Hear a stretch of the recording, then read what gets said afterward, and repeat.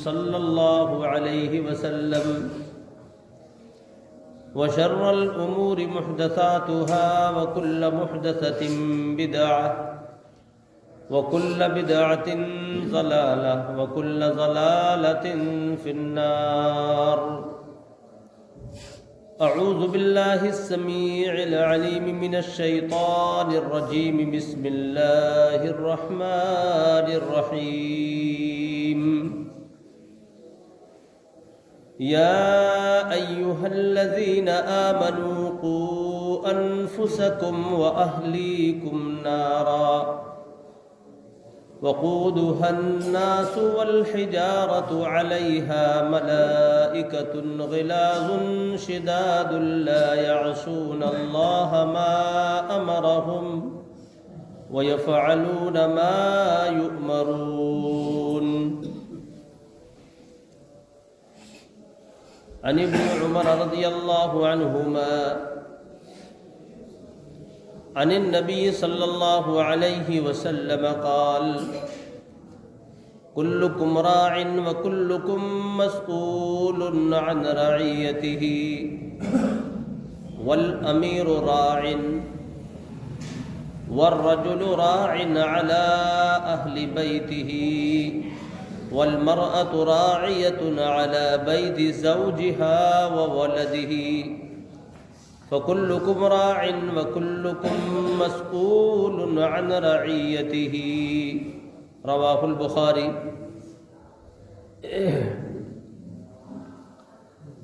آج چھٹا خطبہ ہے جو سلسلے وار میں نے آپ کو بتایا، اور پچھلے خطبے میں نے کہا تھا کہ یہ بیان اب مکمل ہوا. اب بات آئے گی اولاد کی تربیت پر،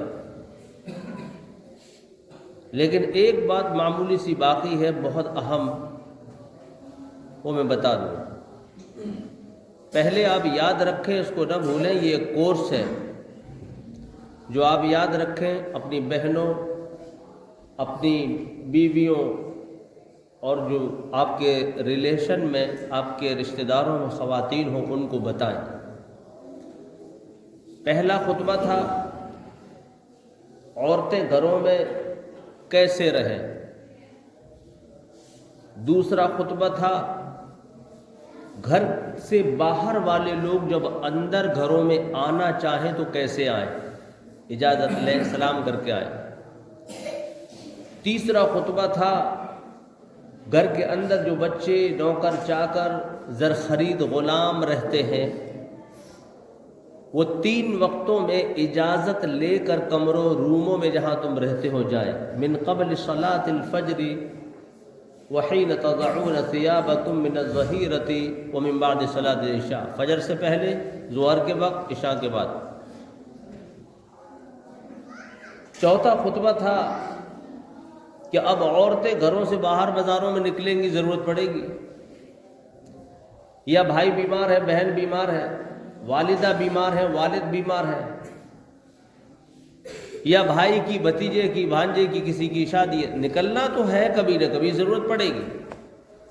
وہ کس انداز میں نکلے. اور 5واں خطبہ تھا ہمارے سماج و برادری میں جو جان بوجھ کر ہجڑے بنے ہیں اور جو جان بوجھ کر لڑکیاں تھیں لڑکوں کی وضاقتہ اختیار کی ہے، پینٹ شرٹ وغیرہ پہنا ہے، لڑکوں جیسی چلی ہیں، جیکٹ ویکٹ پہنے ہیں، لڑکوں کی طرح بائکیں چلائی ہیں، کاریں چلائی ہیں، اور آواز بلند کی ہے، کیا میں لڑکے سے کم ہوں؟ آج لوگ کہتے ہیں، حکومت بھی کہتی ہے، ناری سب پر بھاری. وہ لڑکے کو بھی فیل کرتی ہے. مرد اور عورت کو کہا برابر کا درجہ رکھتے ہیں. اسلام نے کہا برابر کا درجہ نہیں رکھتے. مرد عورتوں پر حاکم ہے. یہ ماتحت رہے گی تبھی دنیا کا نظام صحیح چلے گا. یہ کھوپڑی پہ بیٹھ گئی نظام درم برم ہو جائے گا. جس گھر میں دیکھو کھوپڑی پر مرد کے اگر عورت بیٹھی ہوگی اس گھر کا ستیہ ناش ہوگا. دیکھ لو آپ, تجربہ کر لو. تو جو عورت مرد کی وضاقتہ اختیار کرے اور جو مرد عورت کی کرے, مخنث ہجڑا زنانہ بنے جان بوجھ کر, وہ گھروں میں آئے تو ان کو بھگا دو, چلو باہر. ایک چھٹا خطبہ اور ہونا چاہیے تھا لیکن مختصر کہہ کر نکل جاؤں, آج آگے بات شروع کروں گا. کبھی کبھی باہر والے دروازوں پر آ کر دستک دیتے ہیں. عبدالسلام صاحب آ گئے, عبدالکلام صاحب آ گئے, عبدالحنان صاحب آ گئے, عبداللطیف صاحب آ گئے. دستک دیتے ہیں تو اندر سے آواز آتی ہے خاتون کی, کون؟ تو میں کہتا ہوں کہ میں فلاں بول رہا ہوں اور مجھے آپ کے شوہر اگر گھر پہ ہوں تو بلا دیجئے, کام ہے ان سے, کچھ بات کرنا ہے. معمولی سی بات ہے یہ, لیکن اللہ رب العالمین نے اس کو بہت بڑی بات بتایا. یہ معمولی نہیں ہے, سارے کام یہیں سے بگڑتے ہیں. اب آئیے وہ کیسے اللہ رب العالمین نے سنبھالا ہے. اس نے یہ سوچا کہ نبی کی ازواج کو, ان کی بیویوں کو لے لو, یہ سب کی امائیں ہیں, ان کو جب لے لیں گے اور بھی معاملات میں لیا ہے تو باقی ان کے بچے اور بچیاں ہیں. ہم سب کی مائیں ہیں نا, ہم لوگ کہتے ہیں امہات المؤمنین, اما عائشہ رضی اللہ عنہا, اما خدیجۃ الکبریٰ رضی اللہ عنہا, ماں لگاتے نا, وہ ہماری مائیں ہیں. ماؤں کو لے لو, بچے اپنے آپ ڈر جائیں گے, سدھر جائیں گے. اور اگر ماں دیکھے گی کہ بچے نہیں ڈرے نہیں سدھرے تو ماں ڈانٹ دے گی اور سمجھا دے گی. اللہ رب العالمین نے ماں کو لیا, ماؤں کو لیا. فرمایا یا نساء النبی, اے نبی کی عورتوں, لستن کاحد من النساء, تم عام عورتوں کی طرح نہیں ہو, تم الگ ہو, اسپیشل ہو, تمہارا کچھ مقام اور مرتبہ ہے. پہلے تو یہ بتایا یا نساء النبی لستن کاحد من النساء ان اتقیتن فلا تخضعن بالقول فیطمع الذی فی قلبه مرض وقلن قولا معروفا. ان اتقیتن, اگر تم خوف خدا رکھنا چاہتی ہو, اگر تم تقوی اور پرہیزگاری اختیار کرنا چاہتی ہو, فلا تخضعن بالقول, تو یاد رکھنا جب بھی تم سے تمہارے دروازوں پر یا کہیں اور ہو وہاں کوئی مرد تم سے بات کرے تو نرم لہجے میں بات مت کرنا. یہ ہے وہ پوائنٹ. نرم لہجے سے تباہی مچی ہوئی ہے. وہ جو لڑکیاں آتی ہیں, ابھی نمائش میں آئی ہیں 50-50 لاکھ میں, کیا تھا اسٹیجوں پر, ان کا نرم لٹکا تھا, نرم جھٹکا تھا, نرم لہجہ تھا, نرم گفتگو تھی, سریلی نرم نرم آواز تھی. یہ اسی کے تو 50 لاکھ تھے. یہ سب سے خطرناک ہے عورت کے لیے. فلا تخضعن بالقول, تم نرم لہجے میں بات مت کرنا.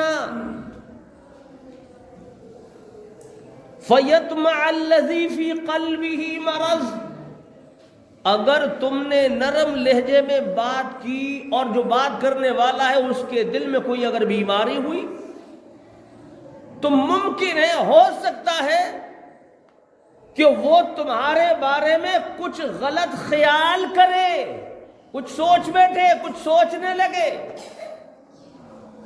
وَقُلْنَ قَوْلًا مَّعْرُوفًا، لیکن ہاں یہ تو میں نے کہہ دیا کہ تم نرم لہجے میں بات مت کرنا، لیکن یہ بھی کہہ دیتا ہوں وَقُلْنَا قَوْلًا مَّعْرُوفًا، بات کرنا تو اچھی طریقے سے ہی کرنا۔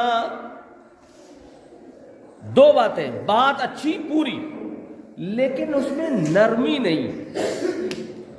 ایک پولیس والی جا رہی ہو، آپ بات کر کے دیکھو، اور ایک کسی گھر پہ دستک دو، اس سے بات کر کے دیکھو، فرق ہوگا؟ فرمایا ہر گھر کی عورت پولیس والی کی طرح بات کرے۔ آپ جائیں گے میڈم، کیا بھائی ایسے کرتی ہے پولیس والی؟ وہ تو انہیں سکھایا جاتا ہے ابے تبھی گالی والی، مرد ہوتا تو وہ گالی دے کے زیادہ تر پولیس والے بات کرتے ہیں، اللہ انہیں ہدایت دے۔ لیکن میں بات کر رہا ہوں اکثر لیڈی پولیس میں جو ہو اس سے بات کرو، میڈم بولو، کڑک ہوگا کچھ، کیا بات ہے؟ نرم نہیں ہوگا۔ شریعت بتاتی ہے جیسے تمہارے ملک کی لیڈیز پولیس گفتگو کرتی ہے، ایسے ہی تمہارے دروازوں پر جب کوئی آئے تو وہ پولیس والی کی طرح بات کرے، وہ پولیس والی کی طرح بات کرے۔ کیوں؟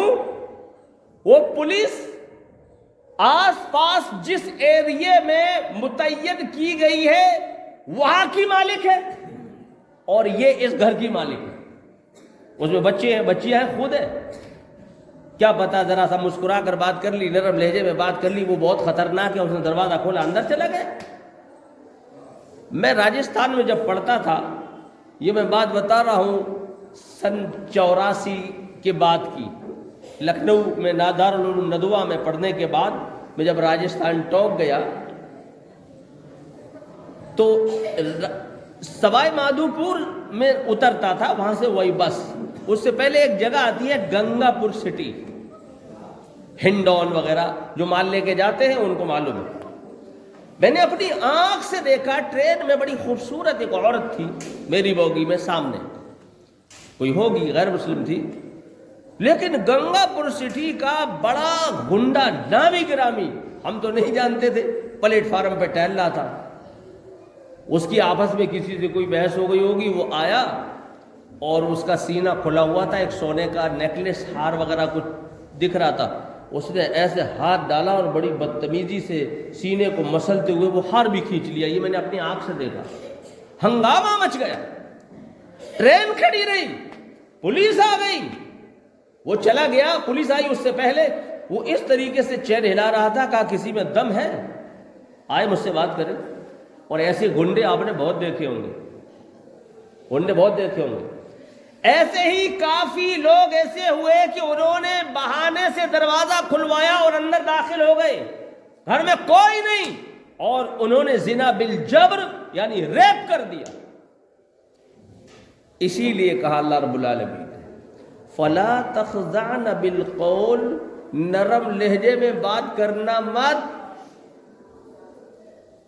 ہو سکتا ہے اس کے دل میں بیماری ہو گئی، فَيَطْمَعَ الَّذِي فِي قَلْبِهِ مرض بیماری کو کہتے ہیں، اور وہ کچھ سوچ بیٹھے، کچھ خیال کرنے لگے، یہ سوچ لے اچھا یہ نرم لہجے میں بات کر رہی ہے، اس نے مجھے شاید پسند کر لیا، اگلی بار پھر آؤں گا ہو سکتا ہے لفٹ دے دے، ہو سکتا ہے تیسری بار آؤں آنکھ مار دے، ہو سکتا ہے چوتھی بار آؤں ذرا سا دروازہ کھول کے کہتے اندر آ جاؤ۔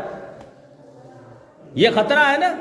فرمایا نا، تو اس گھر کی پولیس والی ہے، تو اس گھر کی داروغہ ہے، بات کرو سخت لہجے میں کرو، سیدھی سیدھی کرو، نرمی ظاہر نہ ہو، وَقُلْنَ قَوْلًا مَّعْرُوفًا، اور پوری بات بہترین ہو۔ وہ پوچھے آپ کی شوہر ہے؟ جی ابھی تو نہیں ہے، بس بات ختم ہو گئی۔ کب آئیں گے؟ شام تک آ جاتے ہیں، کبھی بیچ میں بھی آتے ہیں، اللہ بہتر جانے کب آئیں گے۔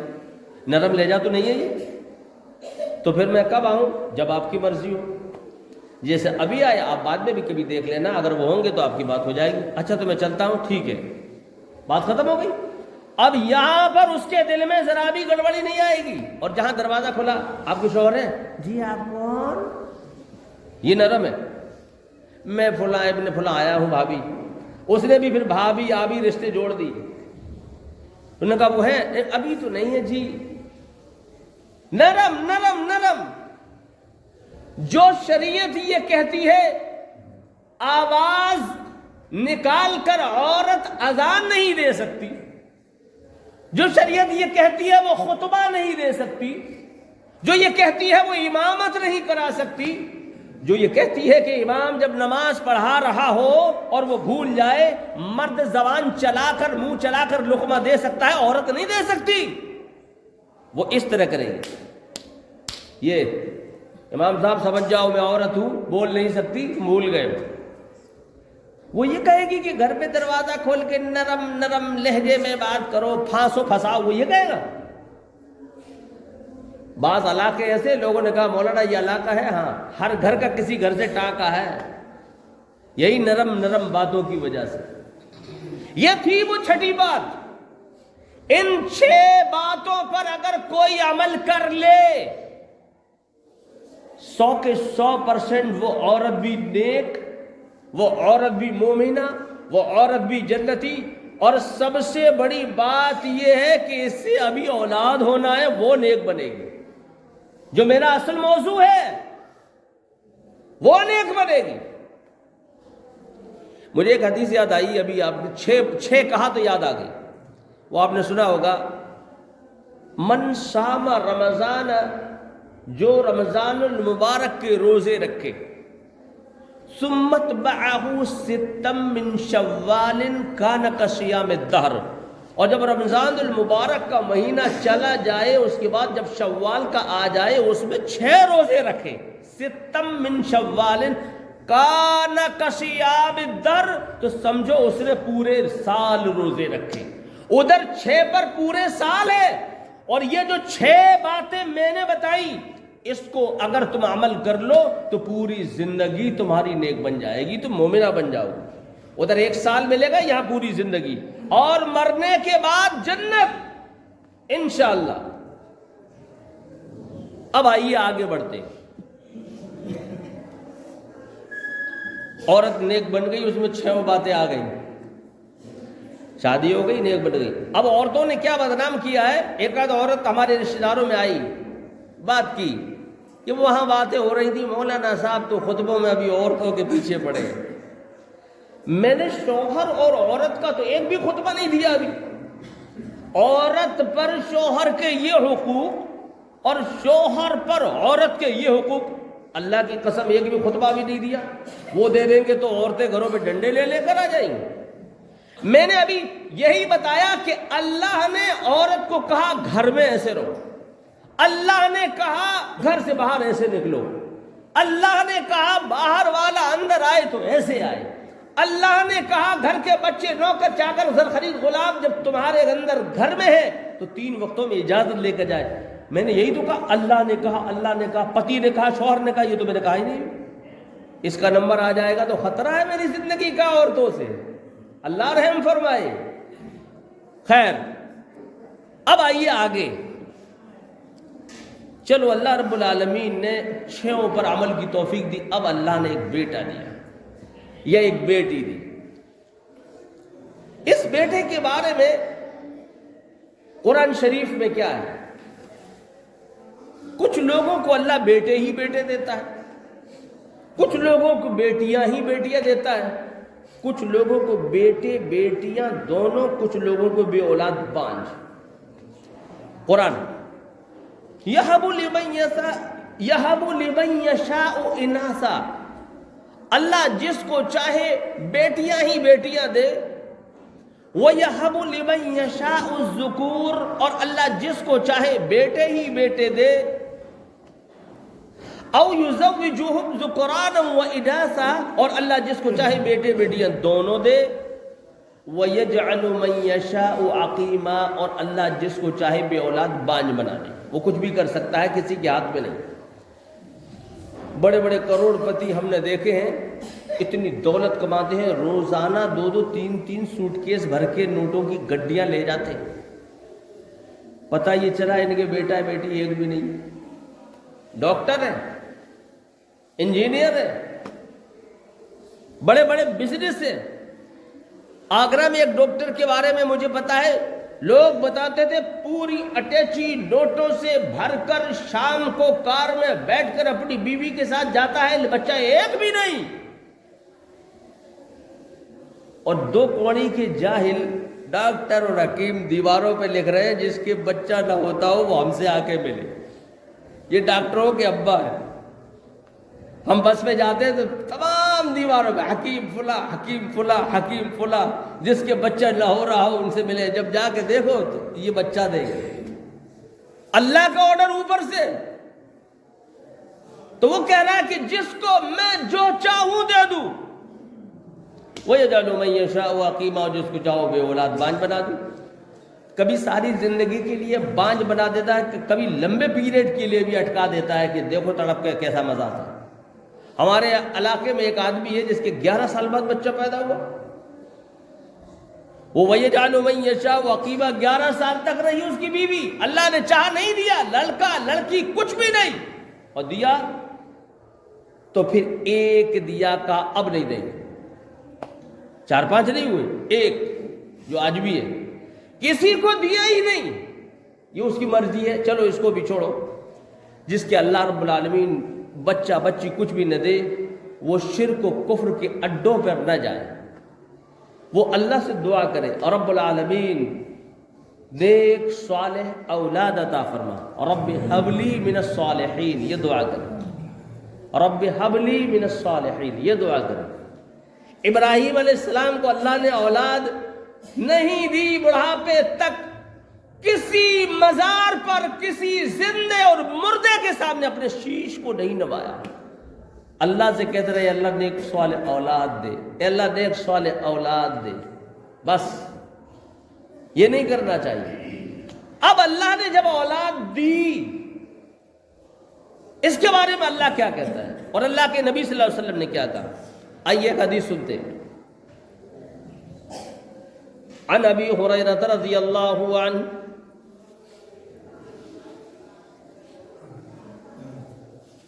عن النبی صلی اللہ علیہ وسلم قال كلكم راع وكلكم مسؤول عن رعیته.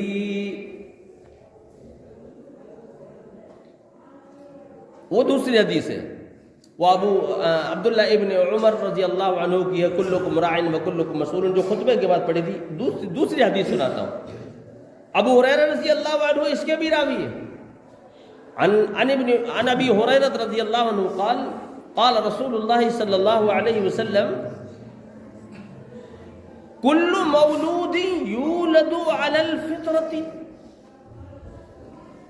ابو ہریرہ رضی اللہ عنہ کہتے ہیں کہ جتنے بھی بچے پیدا ہوتے ہیں وہ فطرت پر پیدا ہوتے ہیں.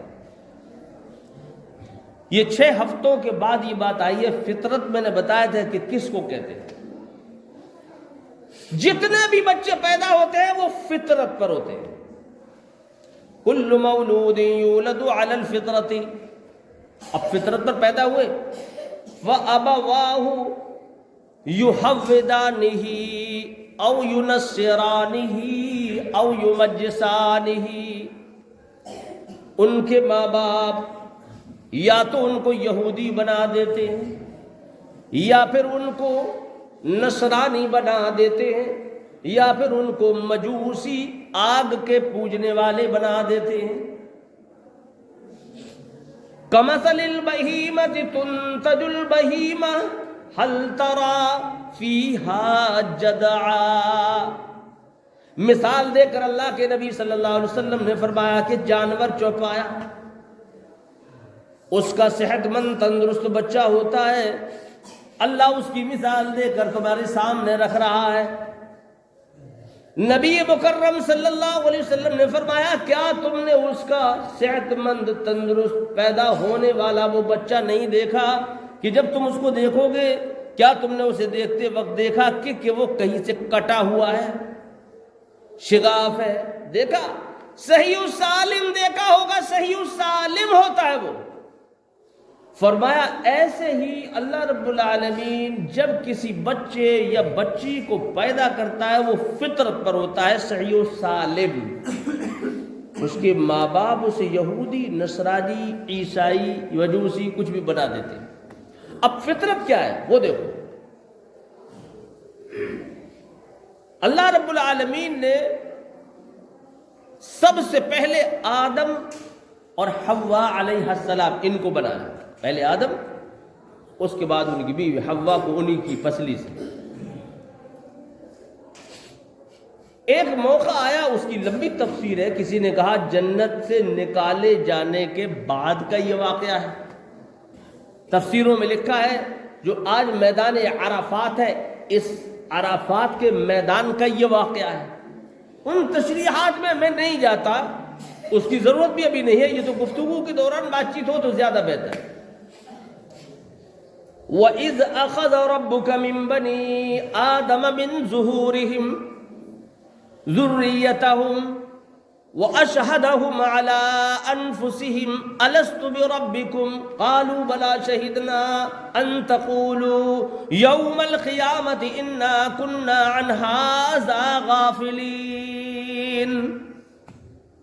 اب سنو فطرت یہ ہے. فرمایا جب تمہارے رب نے، اللہ کے نبی سے کہا جا رہا ہے، جب آپ کے رب نے، اخذ رب کا نکالا، تمہارے رب نے کس کو نکالا؟ من بنی آدم من ظہورہم ذریتہم، آدم علیہ السلام کی پیٹھ پر ہاتھ پھیرا تو ان کی جتنی ذریت تھی وہ سب نکل آئی. اور ان کی ذریت کے پیٹھوں پر ہاتھ پھیرا، ان کی جو ذریت تھی وہ سب باہر نکل آئی، جس میں ہم اور آپ بھی موجود تھے. جب باہر نکل آئے ہم سب، اس کو کہتے ہیں عالم ارواح میں یہ ہوا. ایک اور اس کا نام ہے عالم الست. عالم الست جب ہم موجود نہیں تھے اس دنیا میں، ہماری صرف روحیں ہی روحیں تھی، اس وقت کا یہ معاملہ ہے. کیا ہوا؟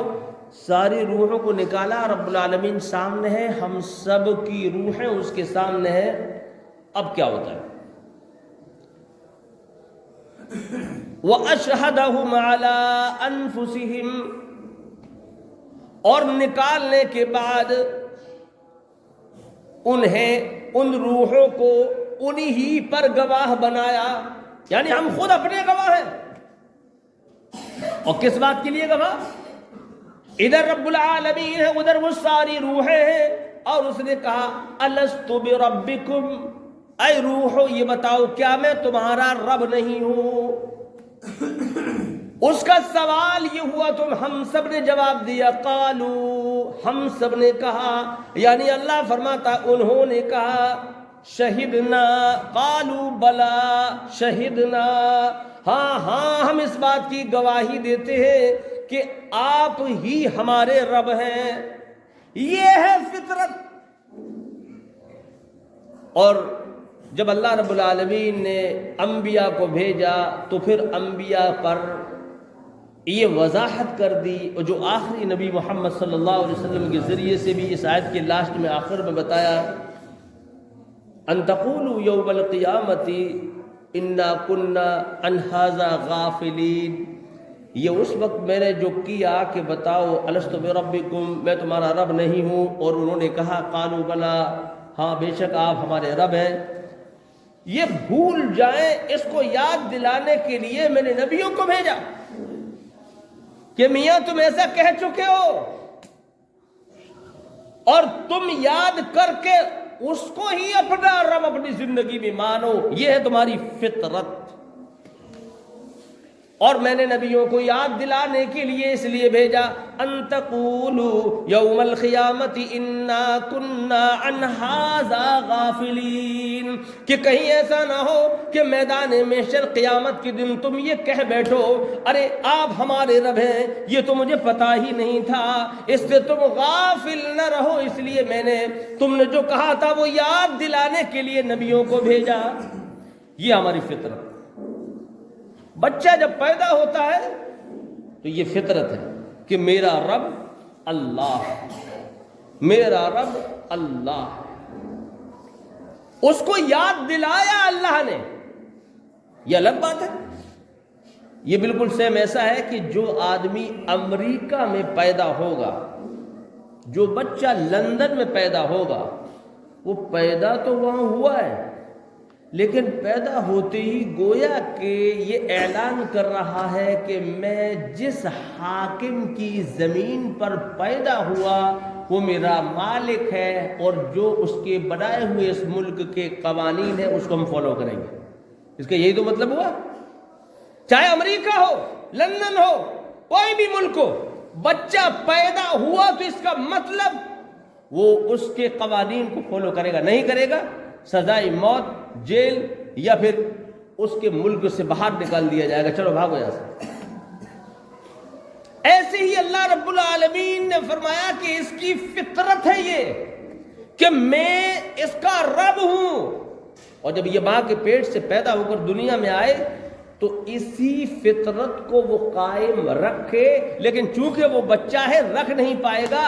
تو اے ماں باپو، تم اگر اس فطرت پر ہوگے تو تم اس بچے کی فطرت کو بھی قائم رکھ سکو گے، ورنہ تم نے اپنی فطرت کا ستیہ ناش کر لیا تو تمہاری بچے کی فطرت تو ستیہ ناش ہو ہی جائے گی۔ اسی لیے اللہ کے نبی نے فرمایا فَأَبَوَاهُ يُهَوِّدَانِهِ، اگر اس کے ماں باپ یہودی ہیں تو وہ بھی یہودی بن جاتا ہے جو مشرک ہے، او یُنَصِّرَانِهِ، اور اگر اس کے ماں باپ نصرانی عیسائی ہیں تو وہ بھی نصرانی اور عیسائی بن جاتا ہے، او یُمَجِّسَانِهِ، اور اس کے ماں باپ اگر مجوسی ہیں، آگ کی پوجا کرنے والے ہیں، تو وہ بچہ بھی مجوسی، آگ کا پجاری بن جاتا ہے۔ جب تین چیزوں کی مثال دی، یہودی، نصرانی، مجوسی، اب میں آپ سے پوچھتا ہوں، آپ کہتے ہیں اپنے آپ کو مسلمان، لیکن اگر آپ مشرک ہیں تو مشرک نہیں بنے گا؟ اگر آپ شرابی ہیں تو شرابی نہیں بنے گا؟ اگر آپ گالی باز ہیں تو گالی باز نہیں بنے گا؟ آپ کے گھر میں تاش کی گڈی پھٹتی ہے، تمام جواری آ کر بیٹھتے ہیں، وہ بچہ نمازی بنے گا؟ تین کی مثال دی، یہودی، نصرانی، مجوسی، لیکن اگر گھر کا باپ اور اماں یہودی اور نصرانی اور مجوسی سے بدتر ہے، بھلے اس کا نام نہیں لیا، مسلمان کے گھر کا ہے، منافق ہے، یہودیوں سے بدتر ہے، مشرکوں سے بدتر ہے، حرام کھانے والا ہے، وہ بچہ بھی ویسے ہی بنے گا۔ اب دیکھو گھروں میں، ابھی میں جب چھوٹا تھا تو بدترین بنانے کی بچوں کو ایک مثال دیتا ہوں۔ جب میں چھوٹا تھا، سمجھ آ گئی تھی، تو مارکیٹ میں دو تین دکانیں تھیں، ایک دکان بہت فیمس ہے، راجہ گنج چوراہے پر تھی، وہاں افیم بکتی تھی۔ تو گھر کے ابا خود جا کر، گھر کے اس بچے کے ابا کو اس بچے کی امی کہتی تھی افیم لیتے آنا۔ یہ مجھے یاد ہے، یہ میری عمر کے اور مجھ سے زیادہ بڑے لوگ ہیں، ان سے پوچھو۔ آج کی چھوٹی چھوٹی جو نئی نسل ہے ان کو شاید علم نہ ہو، یا ہو سکتا ہے یہ چکر ابھی بھی ان کے گھر میں چل رہا ہو، مجھے ابھی علم نہیں، شاید ابھی نہیں چلتا کیونکہ افیم نہیں بک رہی اب۔ کہا سنو جی، رو بہت رہا ہے، رو بہت رہی ہے، افیم لیتے آنا۔ اب وہ گئے گا، ٹھیک ہے۔ بچے کے لیے جس کی فطرت بہترین بنانا تھی، افیم کی اتنی سی گولی لائے، سستی آتی تھی بہت، اور اس زمانے کے حساب سے سستی تھی، لیکن اس حساب سے وہاں دیکھو تو مہنگی تھی۔ اب لائے گا، لو لی۔ اب بچی ذرا سی روئی یا بچہ ذرا سا رویا، انہوں نے ذرا سی امی نے لی اور اس کی تالو میں ایسے کر کے چپکا دی، ذرا سا اس نے منہ چلایا، چوسی، اور تھوڑی دیر کے اندر جو آپ تو جانتے ہی ہو، افیم کا نشہ بہت خطرناک ہوتا ہے۔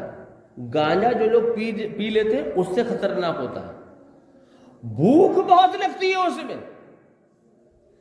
گانجے کا جو درخت ہوتا ہے، یہ بارہ بنکی کی طرف جاؤ، ٹیرا ٹکرا، یہاں ایک دفعہ میں تقریر میں گیا، رات عشاء کے بعد دیر ہو گئی، بیٹے کہا مجھے ٹکرا جانا ہے، پولیس والے کہنے لگے تلاشی دو۔ میں نے کہا کیوں؟ کہا ٹکرا کا نام لیا آپ نے؟ تو میں نے کہا تو کیا ہوا؟ کہا بس اب صبح جا کے وہاں پتہ چلا وہاں سب سے زیادہ افیم پیدا ہوتی ہے تیرے ٹکرے میں، پوری دنیا کے لوگ وہاں سے ٹچ مچ رہتے ہیں۔ سرکاری لائسنس ہے، 1200 کا لائسنس ہے تو 1200 پودے اگاؤ گے یا اللہ۔ اور کچھ لوگ دے لے کر زیادہ کر لیتے ہیں، اسی سے پھر کوکین، اسمیک، گانجا، چرس اور پتہ نہیں کیا کیا بنتا ہے، اسی سے افیم بھی بنتی ہے۔ اس کو ذرا سی چٹا دی، ذرا سی، بس 15 منٹ 10 منٹ لگے، نشے میں دودھ، رونا بند، مست۔ اب بتاؤ یہ فطرت ہے؟ بہترین فطرت ہے۔ اللہ نے حلالی پیدا کیا، تم نے حرامی بنا دیا، حرام کا ٹھسا کر، حرام کا چسا کر، تو یہ بچہ کیسے بنے گا؟ وہ چپ رہے تم کچھ بھی کرو، اور کیا کر رہے ہو تم اس کی تو بات کی بات ہے۔ اور کیا کر سکتے ہو؟ جب بچے کو حرام چیز کھلا رہے ہو تو تم ماں باپ کے بھی سارے کام اب حرامی بن کے ہی ہوں، اچھے نہیں ہو سکتے، ورنہ تمہیں پتا ہوتا کہ حرام کی چیز بچے کو چسانا صحیح نہیں۔ ایک اور بات بتاؤ، چھوٹا سا بچہ ہوتا تھا یہ 3-4 مہینے کا، تو اسے بیماری ہو جاتی تھی، کبھی سوکھے کی بیماری، کبھی کسی اور چیز کی بیماری، تو ہمارے محلوں میں بندر بندریا کا ناچ دکھانے والے بہت آتے تھے پہلے، انہی میں ایک ریچھ والا آتا تھا، ریچھ کا تماشا دکھاتا تھا، لوگ بھیڑ لگا کے کھڑے ہو جاتے تھے، ریچھ ناچتا تھا، دور دور بچے کھڑے، ناچتا ہی نہیں تھا بلکہ وہ مسلمانوں کو اور مسلمانوں کے بچوں کو اور نچواتا تھا۔ وہ کیا کرتا تھا معلوم ہے؟ وہ جن کے بچوں کو سوکھے وغیرہ کی بیماری ہو جاتی تھی، وہ ریچھ والے سے کہتے تھے بھیا اس کو سوکھے کی بیماری ہے، اللہ اللہ اللہ، وہ کچھ پیسے لیتا تھا، وہ بچہ اس کے سامنے الٹا کر دیا جاتا تھا، اس کو کہتے تھے جھلر ملر کرانا، بلکہ وہ چلا چلا کر بھی کہتا تھا جھلر ملر کرا لو، پوچھو بڑے بوڑھوں سے، میری بات کی تصدیق کرو، جھلر ملر کرا لو، جھلر ملر کرا لو۔ لوگ دروازہ کھول کر نکلتے تھے بچوں کو لے کر، وہ صرف سرین، یعنی جہاں سے بچہ پیخانہ کرتا ہے کونوں کی طرف، معلوم نہیں سونگ لیتا تھا یا چاٹ لیتا تھا، کچھ ایسا ہوتا تھا، اور اس کے بعد کہا جاتا تھا کہ ٹھیک ہے لو پیسے دو جاؤ اندر، ہو گیا جھلر ملر، مل جائے گی اس کو شفا۔ یہ مشرکان عقیدے تھے۔ اب بتاؤ یہ فطرت کیسے سنبھال پائے گا؟ یہ تھی وہ قیمتی باتیں۔ اب اس بچے کی فطرت پر کچھ اور باتیں انشاءاللہ آگے چلیں گی۔ جب تک خواتین اور گھر کے ان کے شوہر دین پر قائم نہیں ہوں گے، ہماری اولاد کی تربیت کبھی سے نہیں ہوگی، کبھی نہیں۔ اولاد کو دیندار بنا جاؤ، یہ صدقہ جاریہ ہے۔ کچھ بچے فطرت پر ہی مر جاتے، ارے فطرت ہے، اس کا کوئی پیریڈ ہوگا نا، 6 مہینے، 1 سال، 2 سال، 5 سال، 6 سال، 10 سال، اس پیریڈ میں مر جاتے، ان کا کیا؟ انشاءاللہ آئندہ آپ کو سننے کو ملے گا۔ اللہ نے زندگی رکھی۔ اے اللہ ہم تجھ سے دعا کرتے ہیں ہمارے گھر کی ماں و بہنوں کو پردہ نشین بنا دے۔ جو قیمتی 6 باتیں میں نے رکھی ہیں اپنے بھائیوں بہنوں کے سامنے، اے اللہ تو ان کو عمل کی توفیق نصیب فرما۔ اے اللہ ہمارے مردوں کو بھی نیک بنا، عورتوں کو بھی نیک بنا، ہمارے بچوں اور بچیوں کو نیک بنا، تعلیم حاصل کرنے، بالخصوص علم دین حاصل کرنے کی توفیق نصیب فرما۔ الہ العالمین، بہت خطرناک دور سے ہم لوگ گزر رہے ہیں، دائیں بائیں آگے پیچھے کفر شرک سب کچھ بھرا پڑا ہے۔ ایسے میں اگر ہم سنبھل جائیں اور تو خاص الخاص کرم کر دے، تو ہمیں سنبھال دے، تو اے اللہ تیرا ہم پر بہت بڑا فضل ہوگا۔ اے اللہ ہم تجھ سے دعا کرتے ہیں، یہی فضل کی ہمیں ضرورت ہے، یہی فضل ہم پہ کر دے، ہمارے بچوں پر کر دے، ہماری عورتوں اور مردوں پر کر دے۔ الہی جو کچھ کہا کہنے والے سننے والوں کو عمل کی توفیق نصیب فرما۔ استغفر اللہ لی ولکم ولسائر المسلمین فاستغفروہ انہ هو الغفور الرحیم۔